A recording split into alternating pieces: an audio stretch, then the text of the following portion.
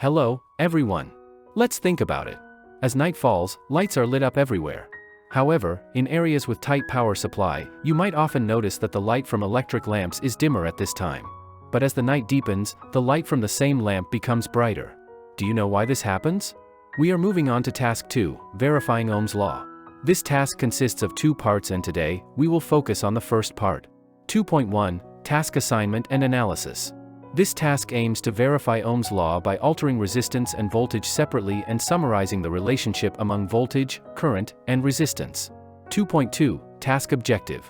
By verifying Ohm's law, the goal is to understand the concepts of voltage, resistance, current, and the relationships among the three. 2.3, Implementation Methods and Steps. Ohm's law is used to study the relationship between current passing through a resistor R, the voltage across resistor R, and the resistance of resistor R. To measure the current passing through resistor R and the voltage across its dual terminals, we can design an experimental plan using the method of controlling variables. 1. We can investigate the relationship between current and voltage by keeping resistor R constant. 2. We can study the relationship between current and resistance by maintaining the voltage across resistor R's dual terminals constant. In this way, we can derive the relationships between these three variables. Experimental setup, as shown in the diagram below. The circuit consists of a power source E, a resistor R, and a slide rheostat RP connected in series. The ammeter, which measures the current passing through the resistor, must be connected in series in the circuit. This is a voltmeter used to measure the voltage across resistor R's dual terminals.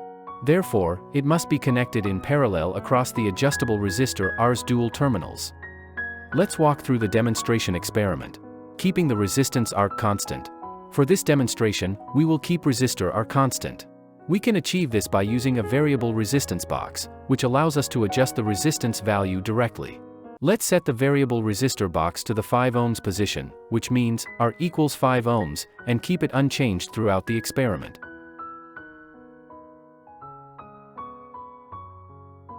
To ensure circuit safety, start by moving the sliding contact of the slide rheostat to its maximum position.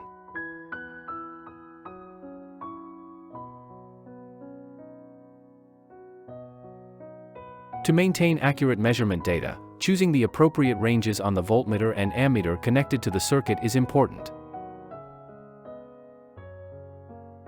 Close switch S and adjust slide rheostat RP to make the voltage across adjustable resistor R change in integer multiples. For example, 0.5 volts, 1 volt, 1.5 volts, and 2 volts. Let's observe the demonstration experiment.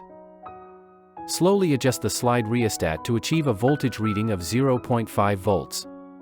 At this point, the current reading on the ammeter should be 0.1 A. Similarly, slide the rheostat to obtain a voltage reading of 1 volt, and the ammeter should show a current of 0.2 A.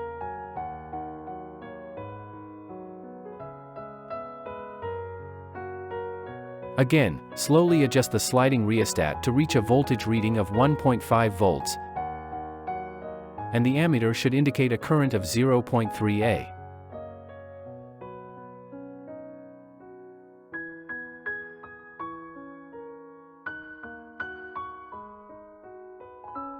Finally, once again, gradually adjust the sliding rheostat to achieve a voltage reading of 2 volts, with the ammeter showing a current of 0.4 A.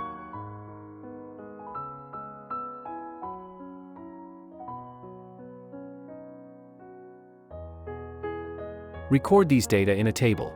By analyzing the collected data, we can observe that the relationship between current and voltage is directly proportional when resistance R remains constant. To graphically represent this dataset, we can create a voltage-current coordinate plot. The graph shows these data points can be connected to form an upward-sloping straight line. Now let's move on to demonstration experiment 2. Keeping the voltage U across the resistor's terminals constant.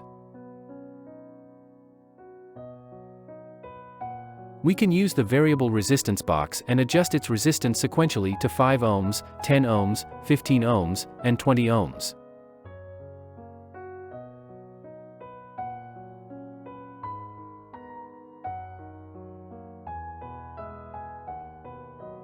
At the same time, by adjusting the slide rheostat RP, we'll ensure that the voltage across the dual terminals of the adjustable resistor R remains constant at a specific value.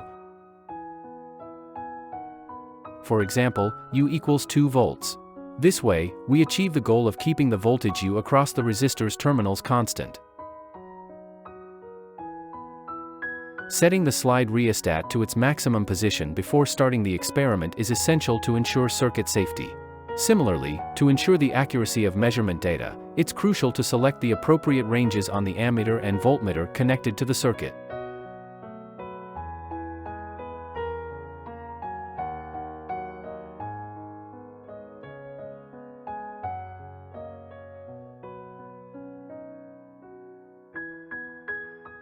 Let's observe the demonstration experiment.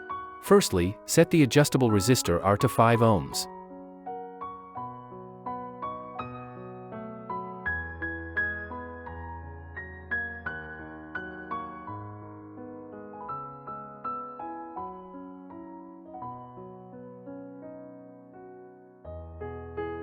Slowly adjust the sliding rheostat to maintain the voltage reading across the terminals of adjustable resistor R at 2 volts.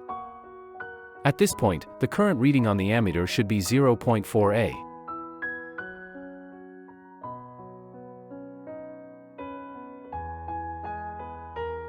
Similarly, set the adjustable resistor R to 10 ohms.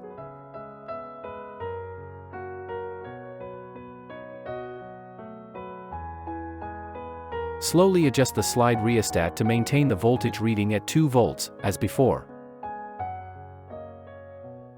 The current reading on the ammeter should now be 0.2 A.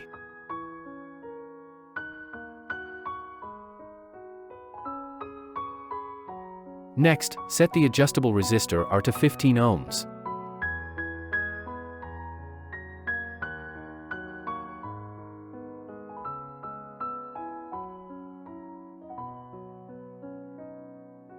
Slowly adjust the slide rheostat to keep the voltage reading at 2 volts. The current reading on the ammeter should be 0.13 A.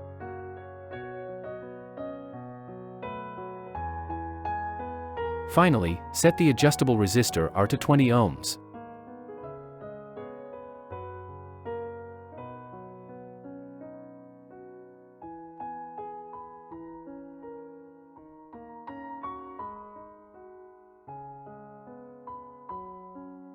Slowly adjust the slide rheostat to maintain the voltage reading at 2 volts. The current reading on the ammeter should be 0.1 A.